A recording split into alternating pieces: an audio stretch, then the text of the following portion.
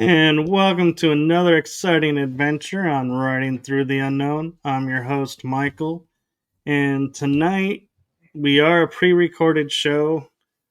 However, with that being said, I am so honored and blessed and grateful to have these guests on.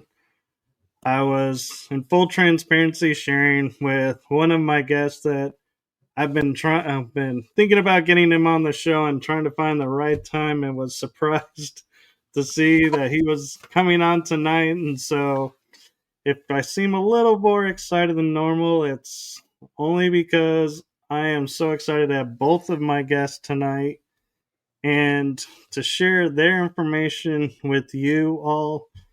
I cannot wait. And so with that being said, I'm going to stop rambling and I'm going to turn it over to my amazing guests, the amazing, super talented, amazing authors, and insightful Trish and Rob MacGregor. By the way, Michael, I love your opening. That Thank is you. really beautiful. Did you create that? My cousin actually creates those for me, and I found him doing ads for his mom. So, all right. Okay, well, Trish, go ahead, Trish. I'm married to Rob. We've been freelance writers ever since we met, really, which was 40 years ago. Yeah. A long time ago. He was a journalist. I was teaching English to Cuban refugees. This was in 1981. And he came to our school to see if people were really learning English. And we started talking and went out for a drink. And here we are. Yeah. And Trisha's, when I met her, one of the first questions she asked me after I did the interview, and we were just talking about it, she says, "So, do you know what synchronicity is?" And I said, "Yeah, I've heard of it." And actually, at the time, I thought of synchronicity as kind of a low-level psychic ability. But since then, and since, getting to know Trish more, I realized that no, it's actually the umbrella of all paranormal types of paranormal. If you have a telepathic or precognitive, it's oftentimes a synchronicity as well. So it kind of fit, all these experiences sort of fit under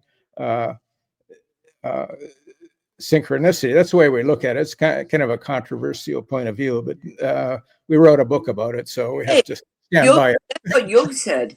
Right. Exactly. Are you going to argue with Carl Jung? I don't think so. No. Yeah. So we, when we met, we both wanted to get out of our jobs. I had a terrible editor who, if something was, fairly easy, he would make it fairly hard and then make it really hard, just out of spite for the most part. And it was just, his name was Chuck, but everybody in the newsroom called him, behind his back, called him Up Chuck, because that's the way he made us feel. And I was looking for a way out, and so I was starting to do some freelance writing to see if I could break out that way. And Trish had, when I met her, she had just finished her 6th unpublished novel, and she handed it to me and asked me if I would read it. And I think you had already had a lot of rejections on that novel, didn't you? 25 or something. Yeah, but she had an agent, which was good, and because when you're unpublished, getting an agent is not that easy. And so I read it and I suggested some changes, some editing, and she rewrote it. And the next one it went out to, it sold. So we're off to a good start. I edited her novel and it sold.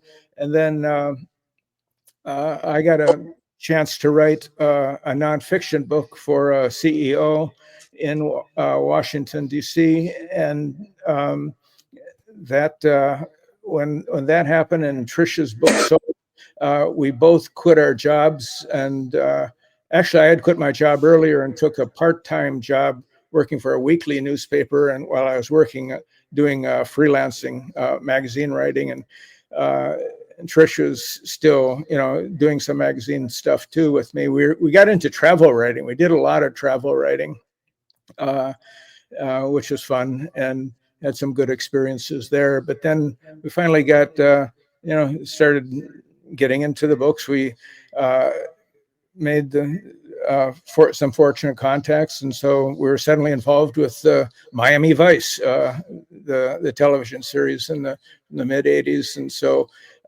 we wrote the making of Miami Vice and went to Los Angeles. We got to meet them. Yeah, right. Yeah, a great trip. And here's the strangest thing about Miami Vice is, it seems really ancient now. I think mid '80s or so, wasn't it? And we had those books are still in print, and every month we make like $15-$20 or something. Like I think this month we made $40, $20 a piece. Who's buying these books anyhow? I don't know. They must be on television somewhere, that has some kind of fan base, some secret fan base, because I've never met anybody who watches Miami Vice. But what was interesting about that, the two main characters refused to talk to us. Yeah. So anyway, I can't remember his name. Don Johnson And Michael, I can't remember his last name. And the other guys interviewed us. We had, they were great. Yeah. That helped bolster all the material. Right. Yeah. It was fun doing and that. Also got to meet Michael Mann, which was interesting.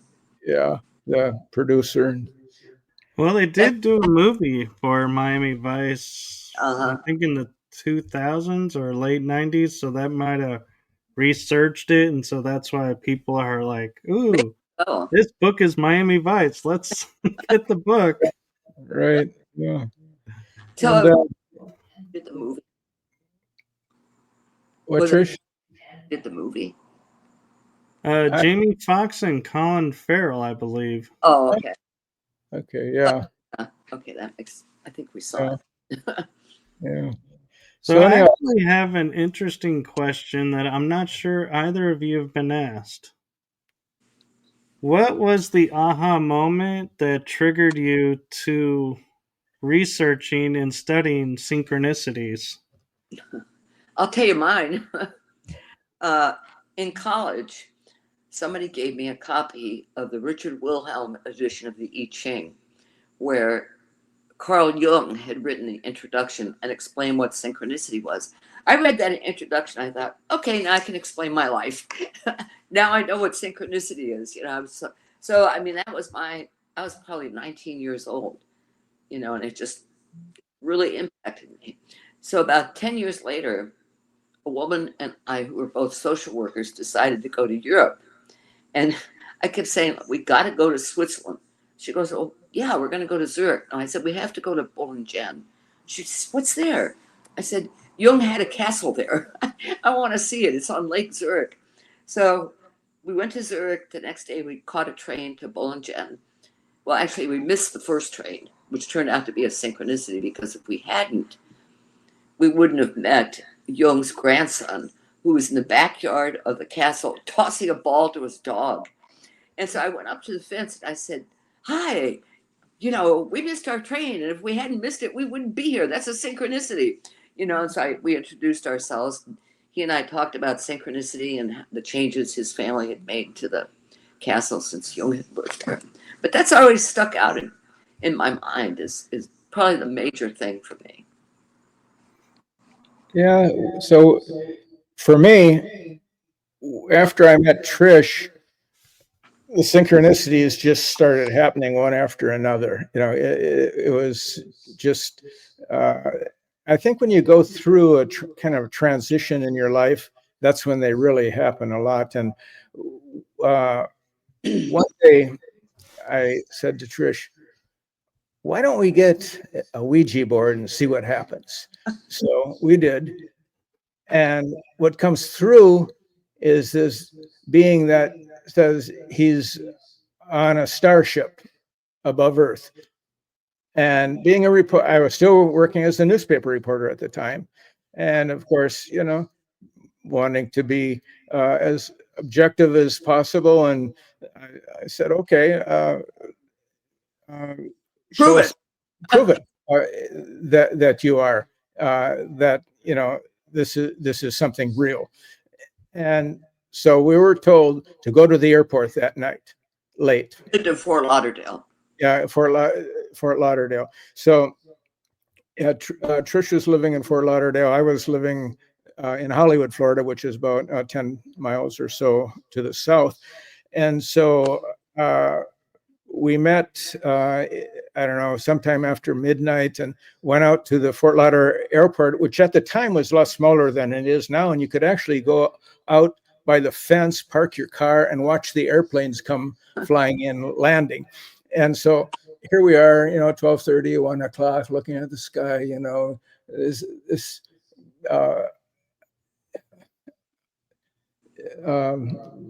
Nothing happened. alien, where are you? Alien on the Ouija board, nothing happened. So anyhow, we feel kind of foolish. We each go home, and it was late, and I had to be up really early and go to a school board meeting because there was something happening with the school board, and I had to call in a story about 9 o'clock, and then I had to rush to the office for the second edition of the paper and to follow it up and do a couple of interviews and rewrite it. So I do that, and I just finally finish, and I'm kind of exhausted. And I noticed the reporter sitting next to me on the next desk, she had been typing away, and she just finished about the same time. So I looked over at her and said, "What have you been working on?" She said, "Oh, a UFO story. There was the Hollywood police spotted a UFO hovering over the airport." "What airport?" "Perry Airport, the private airport," which was close to where I lived. And A little way from Hollywood, from Lauderdale Airport. yeah, we were like at the wrong airport. So that night we just said, "Oh, we got to go out to that airport." And it's a private airport, and it's completely black, dark. No lights at all, no action. Nothing happened except when we turned around, we're leaving, we're in separate cars. I turned on the radio, and this old time radio drama came on, like back before television, when they had, dramas. And one of the characters in this drama was an alien. I thought, oh my God. It was like one thing after another. So, even though we never saw a UFO, it was still, and that reporter's story was on the front page of the paper that day, on the bottom, across the bottom of the page, UFOs at airports. I say, yeah, wrong airport. But of course I couldn't explain that I was supposed to be there. I talked to a Ouija board. That wouldn't go over in the newsroom very well at all. No, I think thered be a lot of questions coming up from that story. Yeah. He left shortly after that. Yeah. I was on my last legs in that job. I was, because I was starting to sell magazine articles, and and Trish and I decided we would write a book together, and it was going to be a book on synchronicity. And we tried to do it, but we just didn't have the ability at that time to do that kind of book, a nonfiction book. But years later, we followed up, and we did that book, and 7 Secrets of Synchronicity. That was our first one we did together. So, but as a result of the magazine writing, we got to write for Omni Magazine, which at the time had a red section where it was all about the paranormal and UFOs. So they said, this Pamela Weintraub was our editor. She called one day and said, "Hey, you guys want to go to a UFO conference in Hollywood?"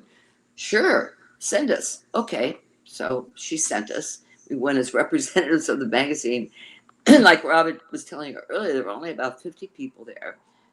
One of them was Bud Hopkins, and the other one was Betty Hill. And while we were talking to Bud, he's a very interesting man.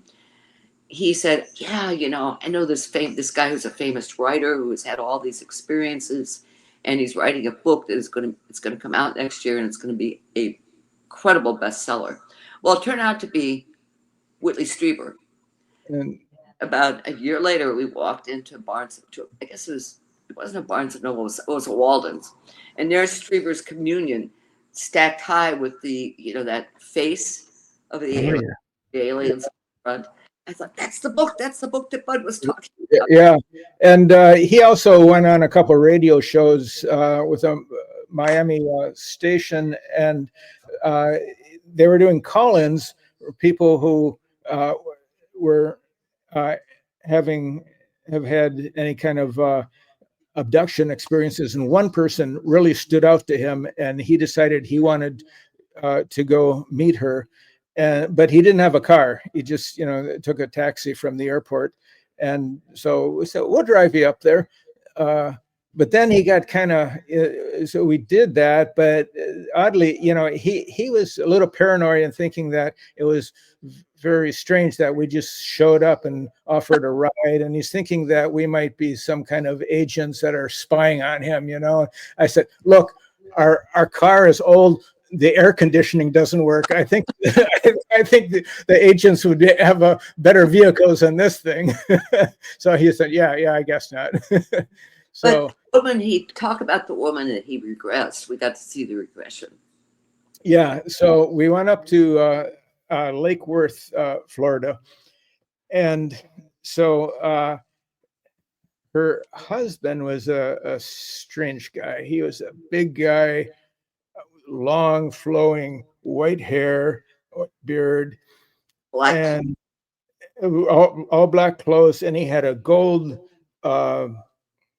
devil around his neck chain. So he had, and he tells us, well, I was a Baptist minister, but I changed sides. Okay. So and your wife got abducted.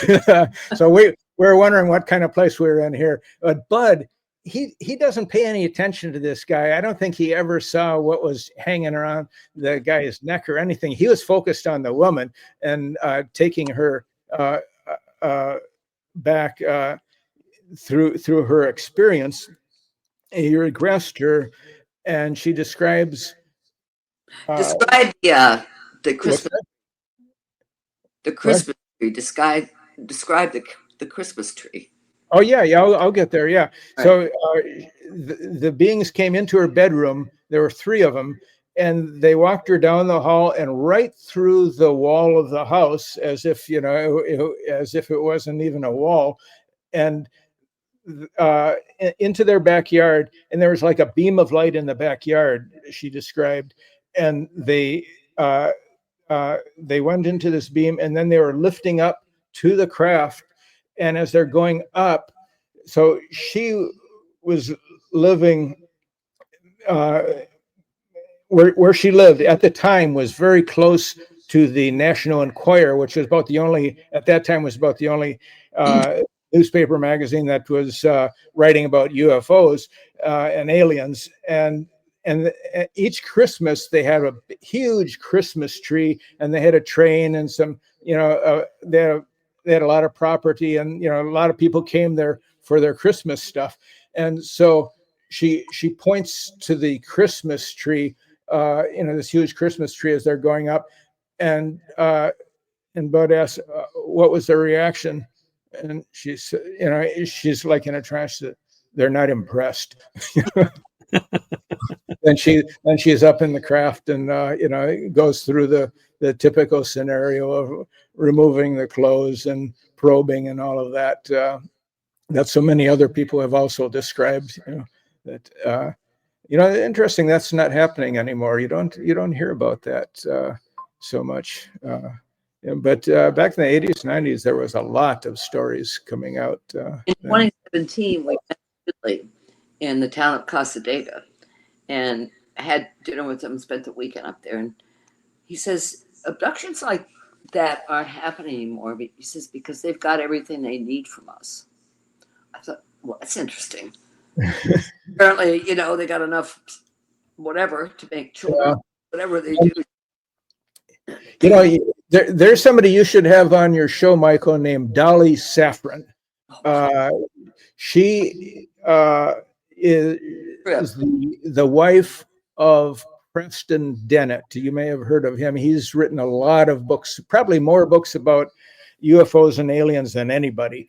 And he's a good interview too. But Dolly is an experiencer who claims that they showed her how to run the crafts, and that she was actually an intermediary between the beings and the people being abducted. And she talks about was abducted at the age of 10 months when she was in her crib. Yeah, the first time. So I remember. I remember 10 months. I mean, if you interview with her and talk to her for an hour, it's like you enter another world. It's just the same world I live in, because it's very different. Well, talking about synchronicity, I have had Preston on my show twice. Okay. And I'm friends with Dolly, and I keep meaning to reach out to her, and then like something comes up, but I never put together that the two were a couple. Yeah, they are. Yeah, the same. And what was the name of their book? He wrote a book about her. I think was it Symmetry? His latest book. Symmetry was the name of the book. Yeah, and that's about Dolly. That's about Dolly. Yeah, and yeah, so it's you should. So you've had we've had Preston a number of times on our podcast too. He's a good guy, and but Dolly is something else. I just made a note to reach out to her. Yeah, great. Yeah, she'll like that. About all her, she has had some incredible experiences. Sometimes she'll call me and she'll go, "Well, what are you doing?" I said, "Well, I'm writing like I usually am," and then she just goes off and starts talking about different things she's observed and whatever, what's happened to her and where she impressed her going next. And it's fascinating. I'm not a judge of whether or not what she's saying actually happened, but who am I to question her? It's her experience. Right. Yeah. And anyhow, the start of that was I wanted to say that, there was follow up to the comment that they aren't doing these abductions anymore. And she says they left because the planet is too dangerous now, that there's something going to happen soon. And she's got a very dark future for us. She can tell you about. And but anyhow, she said they're going to come back and pick us up. And she said, "Oh, we'll make sure they get you two guys too." So, all right. Why not? Where are we going? I don't know. I said, does it matter? I have a dog. Well, get on that list, Michael. Yeah. I'm like, if you're coming with a rescue ship, I don't care if you're going to the moon, Mars, Andromeda. I don't care. The fact you're coming to rescue is enough for me. Yeah, right. And I'll take your pets. I asked her about that because we have a dog and 4 cats. I said, "Will they take my pets?" "Yep, Trish, don't worry." I said, "Okay." Yeah. So we unlike so Preston, as you know, has written so many books, probably about 30 books.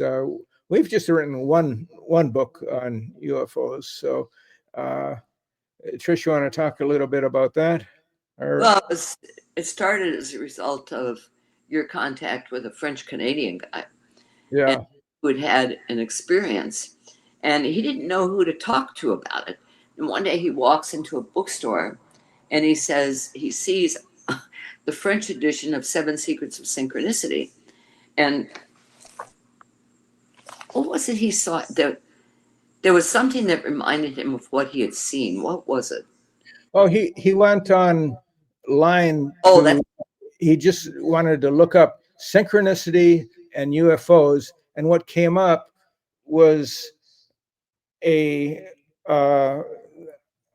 an image that was from our blog that showed a craft with these about a dozen different lights shooting down into this big field, and that was exactly what he saw. And he thought, "Oh, I need to get a hold of these people to tell them my story." And so he looks up the name and he sees our names. And, oh, they wrote the book I just bought. So it was another synchronicity for him. So he was very, he's been reading the book in French, and so he wanted to talk to us. So we wrote about 9 different episodes on our blog about his experiences, which. And Aliens in the Backyard, his story is the core story, but we also included a lot of other stories from people we had heard from. Right. Yeah. The book is called Aliens in the Backyard, but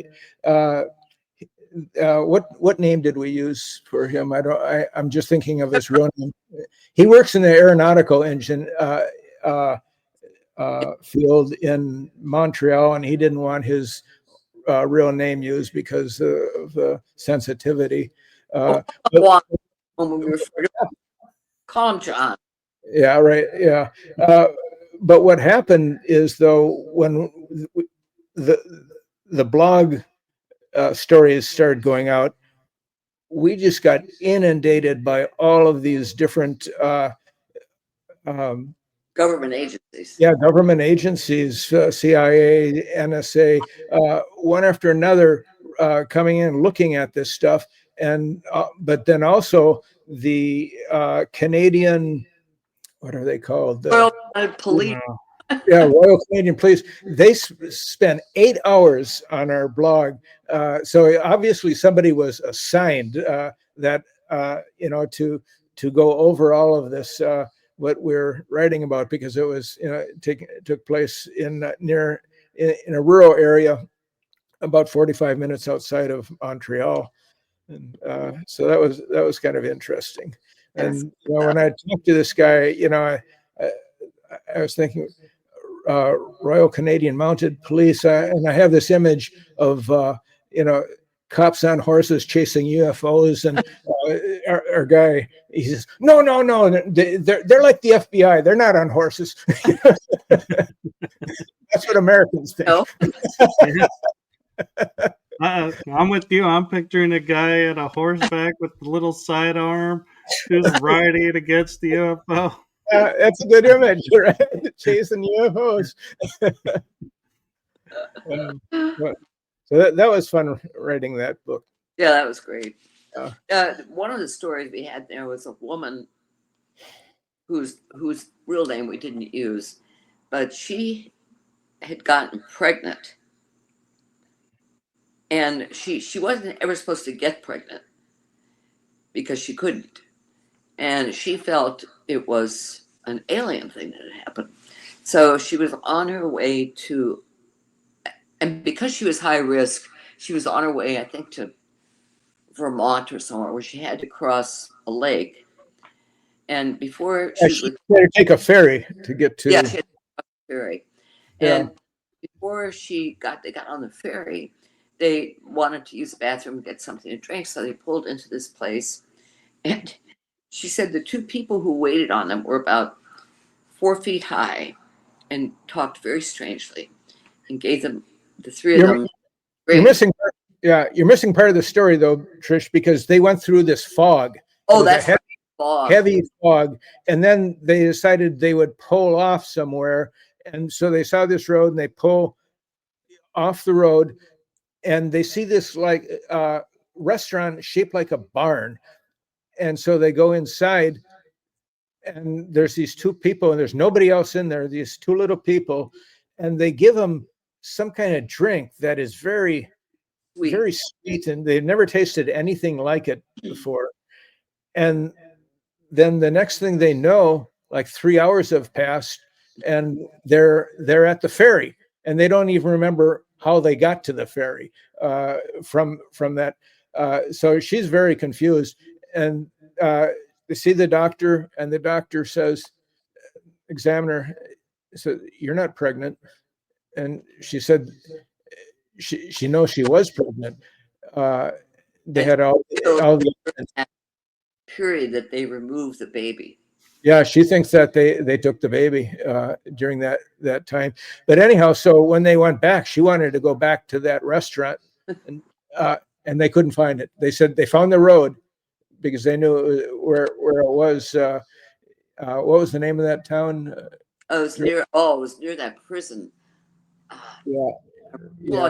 I can't think of the name of the prison either. But so they found the road, but there's no restaurant, there's no barn there.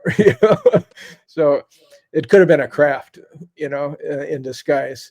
So that was a good story in the book too.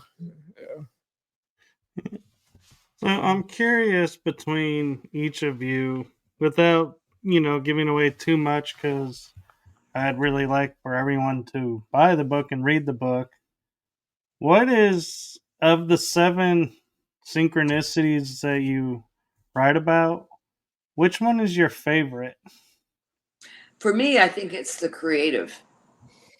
The 7 types of synchronicity. There's the knowing, the heart, the theory, the creative, clusters, tricksters, the global too. Creative. Because what I've discovered, I read a lot of novels, and what I've discovered is that when writers are in that state, where they're creating, especially novelists, they do kind of enter into altered states and they can sometimes they end up writing about the future and they're not even aware of that. Yeah, there's a couple of stories that are really impressive.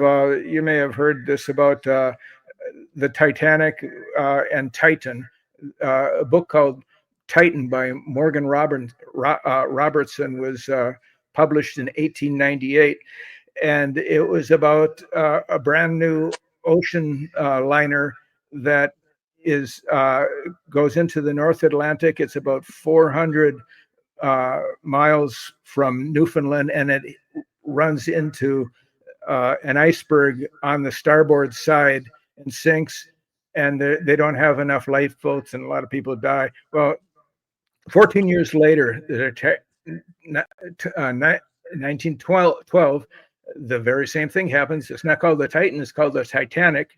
It's 400 miles from Newfoundland. It's struck by an iceberg on the starboard side. It's both in the story, the novel, and in real life. It happened in April, and and both had inadequate lifeboats. So a lot of people died. I think more people died in the novel actually, because I think there was over 100 people that survived the Titanic. So that's how this writer tuned into that story. It's just what Trish is talking about. You just get into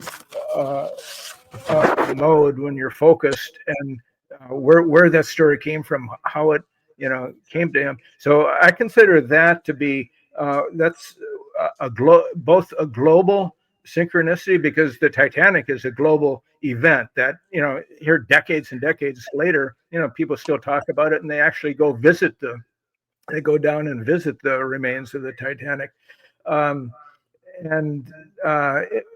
But it's a global, and it's also part of the creative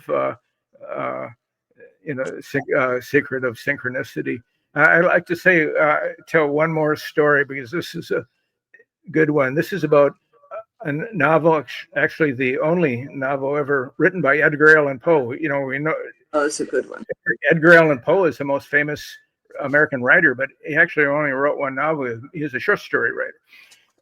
So he wrote this novel called Narrative of Arthur Gordon Pym, and it was published in either 1837 or 1838. And in this novel, there's a shipwreck. There are 4 survivors, and one of the survivors is a 16-year-old cabin boy, and his name is Richard Parker in the novel. And they all draw straws or whatever, to whoever has the shortest one. I don't know if they had straws, whatever it was. Whoever had the shortest piece was going to be eaten. And Richard Parker, the kid, was cannibalized by the other three who survived, and in the novel. Okay, so 47 years later, the same thing happens. Four survivors of a shipwreck. There's a cabin boy. He was 17. His name is Richard Parker, the same name as the cabin boy in the novel.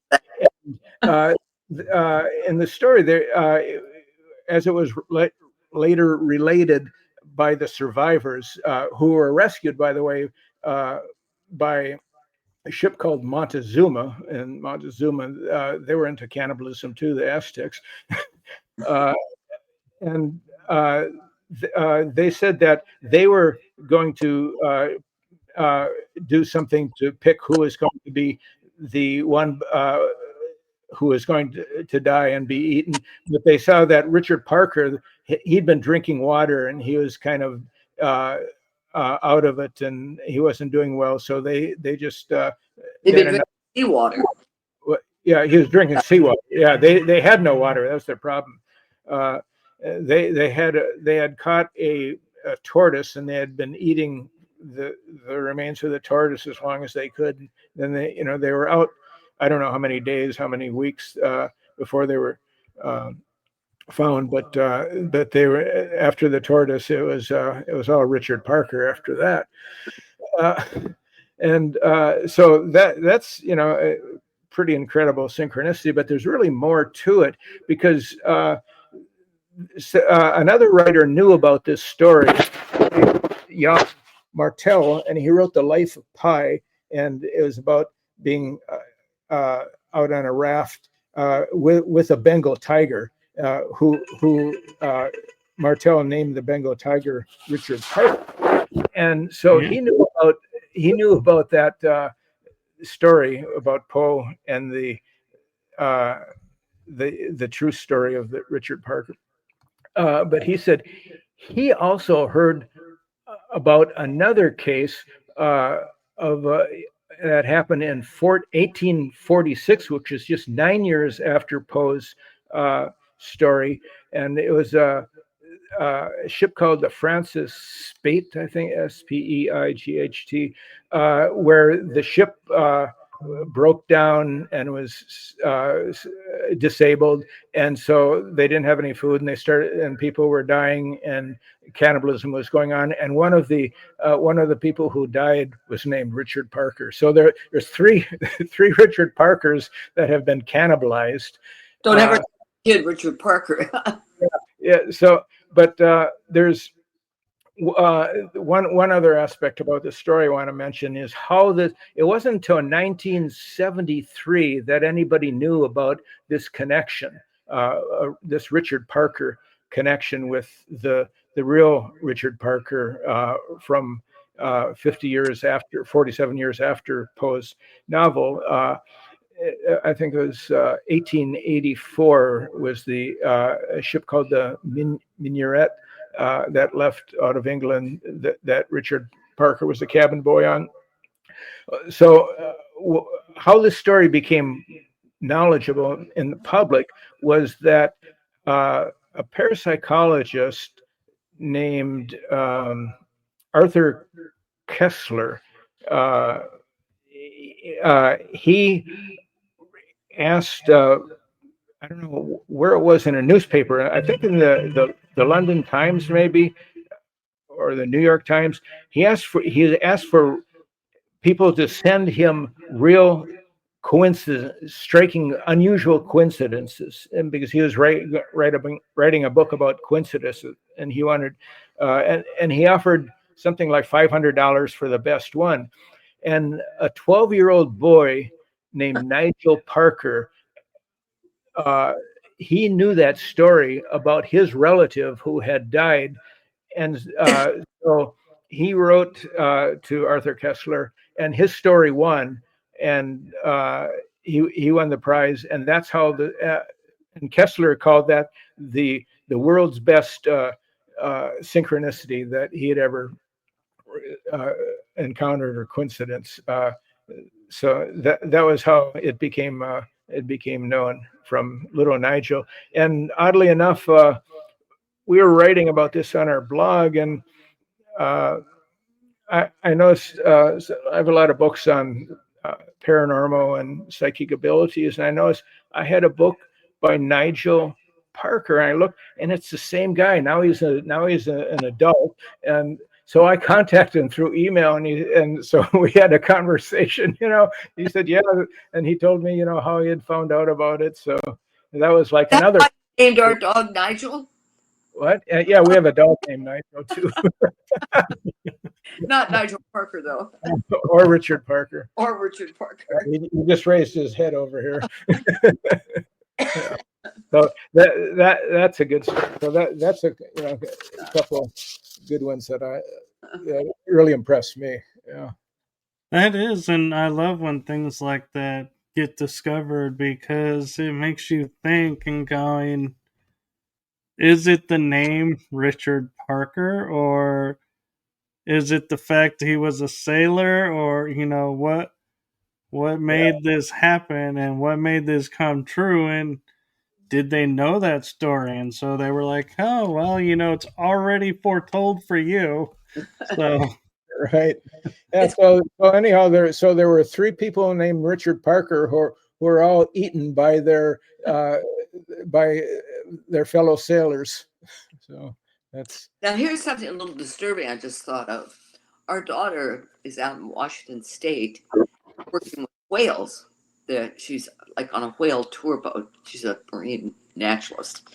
And in August, she and a guy who's a captain for the company, are going to sail a 50-foot boat from Seattle to San Francisco. So now, if there is somebody on that boat, Rob, that's named Richard Parker, I'm going to tell Megan, you are not going. I will come out and capture you and take you home. No, actually, you want her to go, because she'll be guaranteed to be nutritionally fed. Right. Yeah. Yeah, she's not the Richard Parker. No. Yeah. But I just happened to think of that, so I'm going to mention it to her. Yeah, right. Yeah. Or, make a few phone calls and go, is there a Richard Parker out there that's a sailor that'd be interested to go from Seattle to San Francisco? Yeah. Oh. So one of the other ones, the seven secrets, these aren't really secrets, but most people don't really think. It's just a way of categorizing aspects of synchronicity. Also, the editor we were working with wanted something that rhymed, that sounded. Yeah, 7 secrets. Yeah, I mean. 7 secrets of synchronicity, all the S's. Yeah, one is called the theory, which isn't really an aspect of what the theory is that synchronicity is an umbrella over all other aspects of the paranormal, telepathy, precognition, I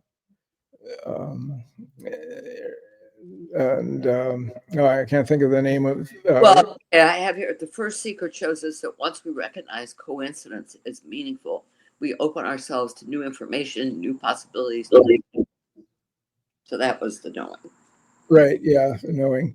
But another one was the trickster archetype.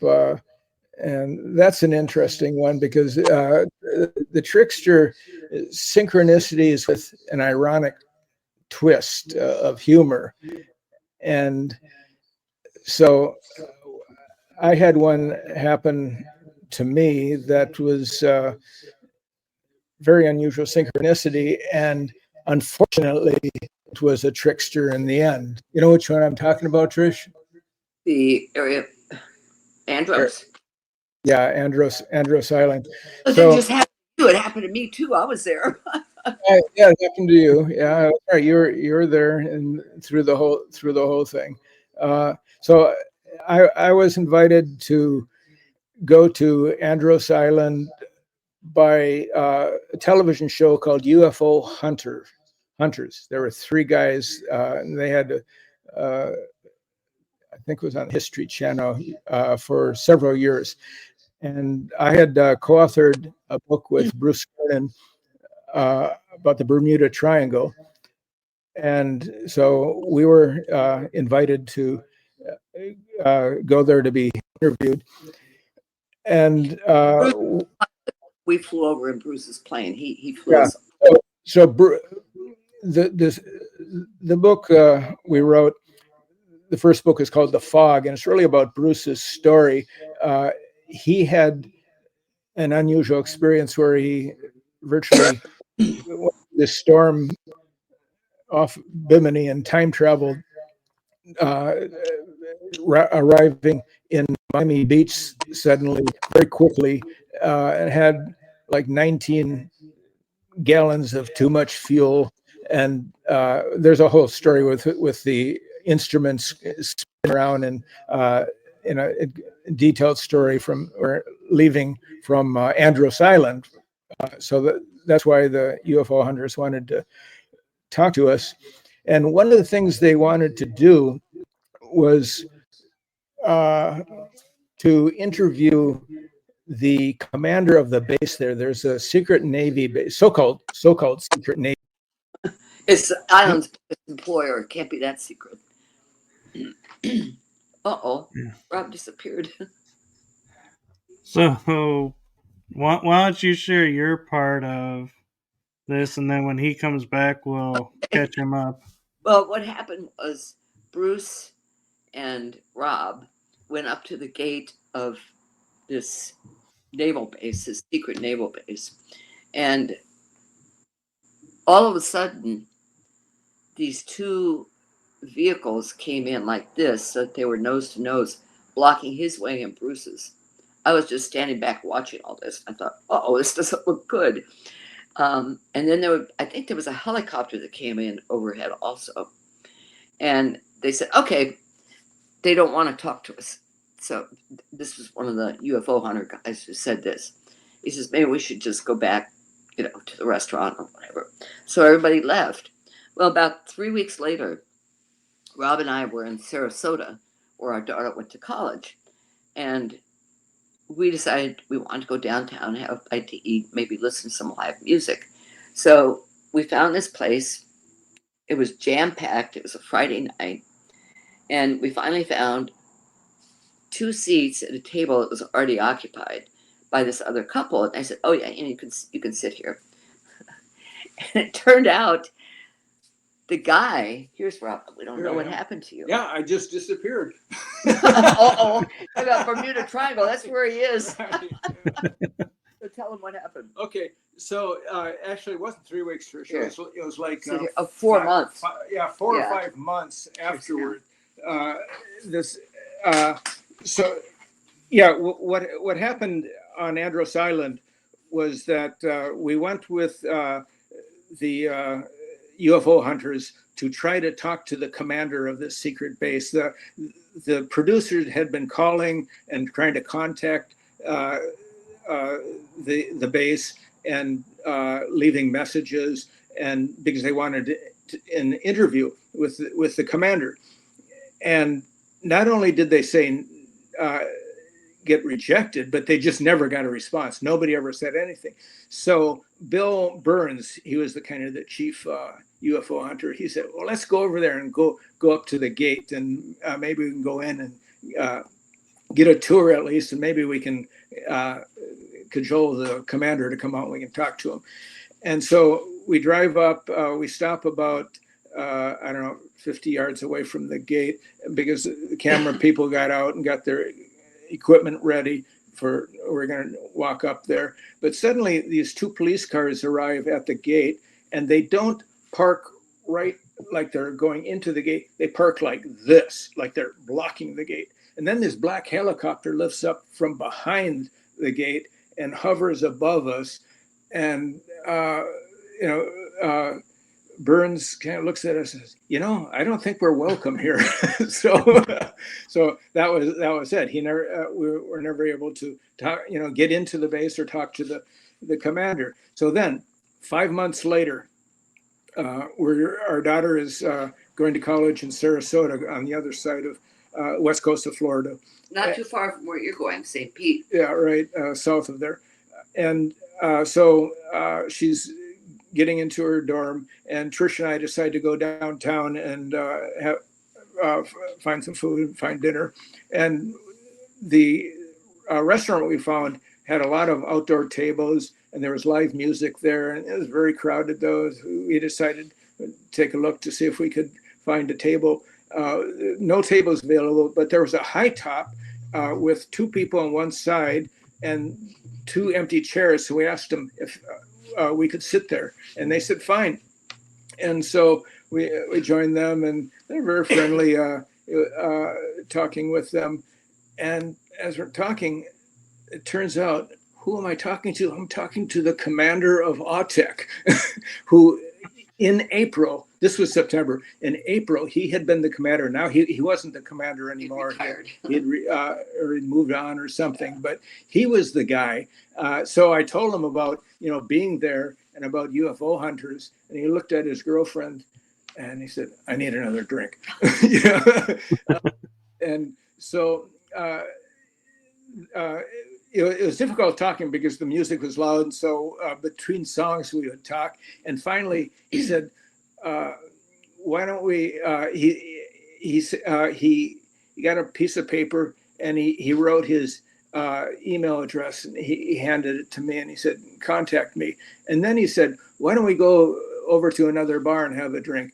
And for some reason, Trish and I said, no. I don't know why we did that. We said, no, we're going to bed, which was stupid, because I never saw that piece of paper again either. That's the trickster. I don't know what happened to that little piece of paper with his email address, so I was never able to contact him.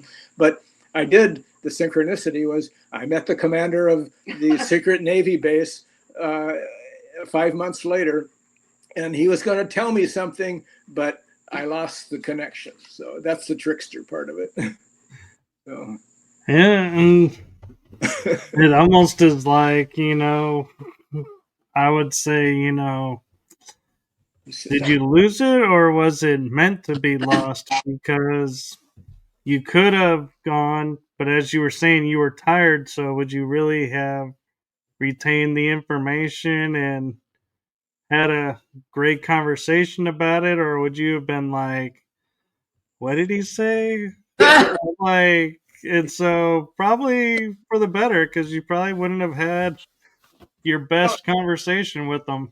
Yeah, that part of it, going to the bar, but the email, I would have been in contact with the guy with the email, and I could have really started asking him some questions about, the whole idea is that this underwater base is in contact with underwater UFOs. It's like the underwater Area 51. And while we were there, they were interviewing people who had worked as civilians on that base and talked about being on a submarine where they saw they came in contact with a landmass that was about a mile across, and but this was the tongue of the sea that's like 6,000 or 7,000 feet deep, and there's no island out there. And so they're going towards it, and then it just sinks and disappears. That was one of the stories. We heard 2 or 3 from people who had worked there, but the military people wouldn't talk, but the civilians who had worked there. We should go back there. Yeah, right. Give Bruce a call. Yeah. Let's go back, find out what happened. Road trip. Yeah, really. Plane trip. Yeah, but so another part of that story is when we left, Bruce decides he's going to fly right over the base in his airplane to get a better look at this base. That was a mistake. We went over the base, and after that, all his electronic equipment was gone.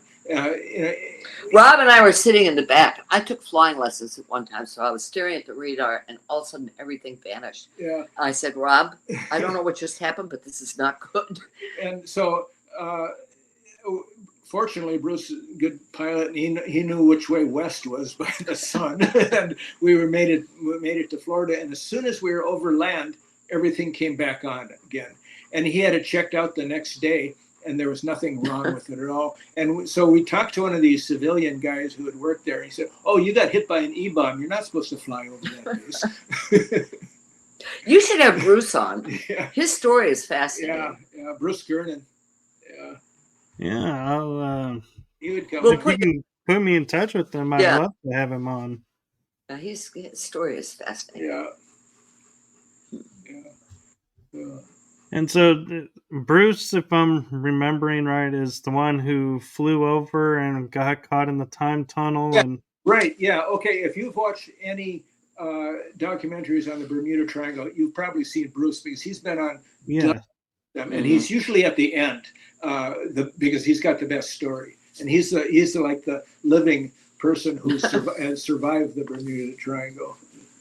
Yeah, I'd love to have him on because I know that story, and and that's just, I love how it's always like you're saying at the end, because it's like everything can kind of be explained away, but not this. You can't explain a plane who flew so many hours with extra fuel in the tank landing right sooner than it should be, and it's like, wait a minute, none of this is explainable. Right. Well, we have another instance of that. There was a woman who lives south of here, and she was in the Keys at like a quilting convention or something, and her husband and son, I think it was, were staying in Key Largo. So she was down. What was the name of that key? Oh, Big Pine Key. Yeah. And it's about 55 miles between the two islands. And she said on her way home, she was by herself. She went over a bridge, and while she was on that bridge, a fog moved in, which she thought was really strange because it had been a sunny day. Dense fog for about a mile. She right, said, dense fog for about a mile. And all of a sudden she came over the bridge, she came out of the fog, and she saw the sign for Key Largo. And she thought, that can't be right. I've like been in my car for only 10 or 15 minutes. It's like a 55 minute drive. And so she goes shakily into her hotel room, and then she bursts into tears. She goes, "I went through time." And her husband says to her, "I hope I don't have to go on Oprah." She had told them when she was called them and told them she was leaving, so they didn't expect her for another at least half an hour, and suddenly there she is. So I mean, and that's a case of fog on land, so not just So maybe there is something to this fog stuff. Yeah. So we have Bruce and I wrote another book, a follow-up book, Beyond the Bermuda Triangle. It's called, and it has stories that take place on land as well as the ocean, and not only in the air, but people driving, and a couple people even walking on a golf course were actually chased by this fog, and that it captured one of them, and he's crying, and it's hearing strange things in his head, and they finally scrambled out of there, and they get to their car and they look, and here comes the fog towards them. So the fog comes after you, Michael. Get out of there. Well, actually, I do have a funny story for you guys. There's no fog related though, but so I got off work and was meeting a friend who lives 45 minutes away. I get in my car, I turn the car on, and I start driving towards a highway. And the next thing I know, I'm getting off the highway and I'm pulling into the parking lot of my friend. I have no idea what happened between getting on the on-ramp and getting off in another city. And I looked up and I said, all right, whoever was driving my car for me, you're a good driver and I appreciate that, but do not do that again. Oh, God. Have you had any alien or UFO experiences? I have seen probably 5 UFOs in the sky, and I feel like I can kind of get a sense of I start to look up when they're around, and I'm guessing it's a communication from them to say, "Hey, just letting you know we're here." And because they're always up in the sky, and I've never seen them close up. But one night, it was really interesting. Is I was at my mom's house, and I was talking with my parents, and I went outside for something, and I look over towards my house, and there's a single cloud above my house. And all of a sudden, I see yellow and red bursts. Huh. And I'm like, those look like impact bursts. That's not ball lightning. And there's only one cloud. And so I go to get my mom, and I said, "Hey, mom, you want to see a UFO battle?" And she goes, "What do you mean?" I said, "Come check this out." When we go outside and we're watching this, and I'm like, "Yeah." And in my mind, I'm like, "Yeah, there's this space battle happening above my house." And then my thought goes to, please, dear God, if one of these UFOs gets destroyed, have it disintegrate before it reaches my house. I don't think I can explain to the insurance company a unidentified flying object hit my house. Good point. That would be, yeah. But yeah, and the funny thing is now is everybody goes, "Oh, so you filmed it, right? Being a paranormal investigator and everything." And I said, "Nope. Never thought to get my phone out of my pocket and film it." Next time. Yeah, that's the same thing that happened with us. Remember that time we went to Barnes and Yeah. Noble? Went to Barnes and Noble, and it just happens that I saw a UFO book there that I'd never seen before, and so I bought it. And we walk outside into the parking lot, and there's this light up above us. I don't know, it's not very far up. Maybe 300 feet, very bright. And we're standing there looking up, and there's people walking by, but nobody's paying attention. Nobody, when somebody's looking up, other people will look up. Nobody looked up. It's like they're in a trance or something. We're looking up. They're just, nobody seems to notice this. And so after, I don't know, at least 5 minutes or more, Trish says, "Well, I want to go to Walgreens," which was about a quarter mile away or less than that. So we get in the car, drive over, and I stay in the car in the parking lot while she goes in. And that craft went across the highway, and it was hovering above a golf course, and it was in the only spot where I could possibly see it, because it was very shrouded. But there was this one window, and there it was again. It was like, hello. You didn't get away from me. You didn't videotape it. No. I did take picture of one incident where I was wrapping up a job that I was on when I was doing fundraising work, and I looked up and I saw this craft, and I was like, I knew it was a craft, even though it was on the other side of a highway. And I go in and I'm breaking down my equipment and putting it in my car. Then I go to check out. And when I come back out, it's still there. So I'm like, I'm going to take a photograph. So I took 3 photos. And in these photos, the object has never moved. And it's above the light posts and the tree level. And it just hovers. And I mistakenly put it on Facebook just to say to people, "Hey, what do you, I think I seen a UFO." And everybody goes, "No, that's a plane. That's obviously a plane that's, coming in because there's an airport nearby." I was like, I don't know of any plane, commercial or military, that can stay put for 5+ minutes in the exact same spot and just hover. And it's totally quiet. I mean, granted, I'm by a highway, but still, you can hear planes. and there was no sound from this object. It was black. It was like a long, thin streak and then like a box on one end. And I was like, there's something strange. And no matter where I walked around my car, it was in the same spot every time. It's like it never moved. So, like, if I went to the front, it looked just like where it was in the back. And I was like, something odd about this. This is not what I think it is. You got a photo of it?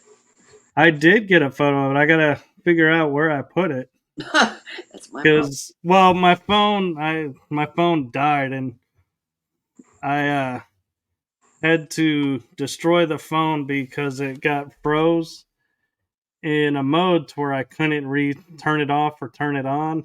It was just stuck. And when I got my phone, my new phone, to replace it, they go, well, we can't activate your phone till your other phone dies. And I'm like, it's 73%. I'll be waiting days for this phone to die with having no ability to use it. So I took a sledgehammer to that thing and I was beating it. And I called the phone company and I said, okay, the phone's off now. The SIM card can be transferred now, right? And they go, how'd you do it? And I told them I took a sledgehammer a few times to it. He goes, you realize that battery could have exploded on you. I was like, I do now. Yeah, right. Yeah. Nigel wants out. Yeah. Okay. One more quick story before we have to go. We mentioned that. Okay. We mentioned this, or I want you to talk about this too. I made the screen wider so both of you can sit if you'd like. Said you got Nigel's butt here. So, we mentioned earlier this UFO conference we went to in Hollywood, Florida, where Bud Hopkins and Betty Hill were there, and Trish got very friendly with Betty Hill and her friend, and she was a nurse, wasn't she? Yeah, invited them over to our house, so they came over, and so that was interesting having Betty Hill at our house, and this was in her later years, a few years before her death, and you know, she would seeing UFOs all the time. She said, you know, and she went out in the parking lot outside of the. No, she didn't just go out in the parking lot. All of a sudden, she dashed out of the living room, ran into the parking lot. I mean, it was a sudden movement. Yeah, and she points out, you know, and yeah, we see them too, but it looks like airplanes to me, you know. But you know, she said, well, they can appear like airplanes too, but she was confident that that was not a regular airplane. But you know, she had quite a life, quite a experience with her and Barney were the forefathers, yeah. The ones who came out first, with their story, and they were both involved in the civil rights, and they didn't want to talk about UFOs and being abducted, but they did finally, Yeah. So. And real quick, I'll say that one thing that a friend of mine in Canada taught me was when you're looking up and you think you're looking at a star or something, take your phone, film it, and take a few photos, and you'll notice if it's staying steady, then it's a star. But if it starts morphing in the camera, then you've got a UFO. Oh, yeah. They call them light ships in Canada. Yeah. Well, Michael, it's been great talking to you. Yeah, and I can't wait on our podcast, the 18th. Right? Yes, and so I am been asked to be on their show, and so that's why we're pre-recording this episode, because as this one's airing, I will be on their show. Oh, that's good. So synchronicity right there. You're right, yeah. Yeah, we have a cat here. Yeah, great talking to you, Mike. Yeah, this is fun. Yes. Much. It was a pleasure having you both on, and we'll have to get you guys back on again, and hopefully both screens will stay working, or we'll have a chair for one of you there. Yeah, Well, thank you again. This is so much fun. Yes. Nice. And I'm looking forward to being on your show. 18th. Let's see what's today. Yes. Oh, that's less than 2 weeks. Yes. Okay, good. I'll send you a link. Actually, our producer will send the link. Well, I appreciate it, and I appreciate your guys' time, and thank you for doing this, and Thank you. thank you for inviting me. Rob just went and took the dog out, so that's where he went. Oh, I'll be doing that here shortly. I have 2 little ones. Oh, do you? We have a Pumi mix and a Pomeranian mix. Oh, okay. Well, he's I'm surprised they're staying quiet. Normally they're getting vocal and running in and out. Well, thank you again. This is great. Really appreciate it. Yes. And I will send you a link or up to let you know when it's being aired so that you guys can share it out as well. We'll do that. Okay. Well, thank you, and I will play our outro and end the recording then. Thanks so much. Thank you. Here. This is